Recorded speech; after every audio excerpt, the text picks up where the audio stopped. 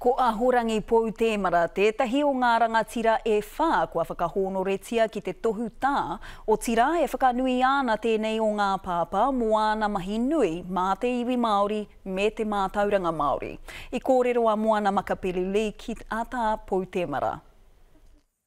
He paureo Māori, he pautikanga Māori anō hoki.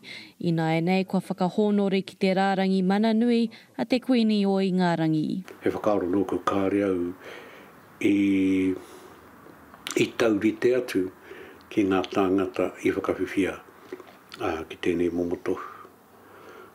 Ko te kōrero a taku tuakana, e hoa. Ko tēnei mea, ko te nait, me nā koe e whakarongo e maumahara ana, he tāngata pakanga katoa. He ahorangi ki te whare wānanga o Waikato, ko ia ko tētahi o ngā pautoko o te panekiretanga o te reo Māori, nāna i whakaako i ngā mahi whai kōrero, tikanga Māori anō hoki, e poipoi ana i ngā kai kōrero Māori ki ngā pai putanua i te motu. Ko te panekiretanga tērā o te reo, i whai wāhi ai mātou, kua kutua akana, ko te whare hui ara au ko tā Timoti kāre tū, ko i rāpea te tino taumata o ngā mahi whai wāhi ai ahau. Ki te mahitahi i te taha o e rā tāngata.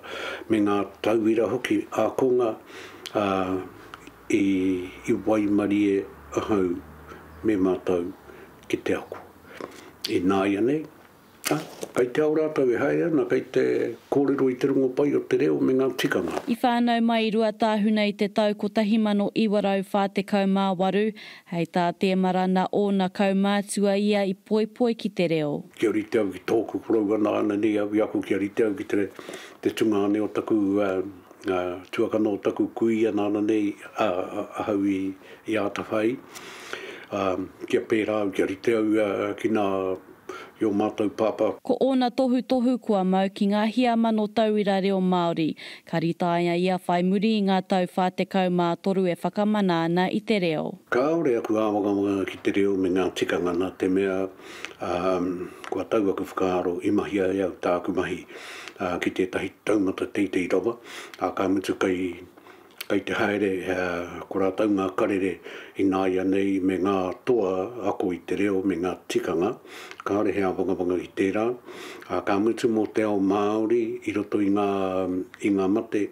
Ai, he tikanga e mau, he tikanga e whakarerea, he tikanga hou e hanga ia. E pāpāpau mo Oitini tohu, tēnei ka mihi. Moana Makapilulei te karere.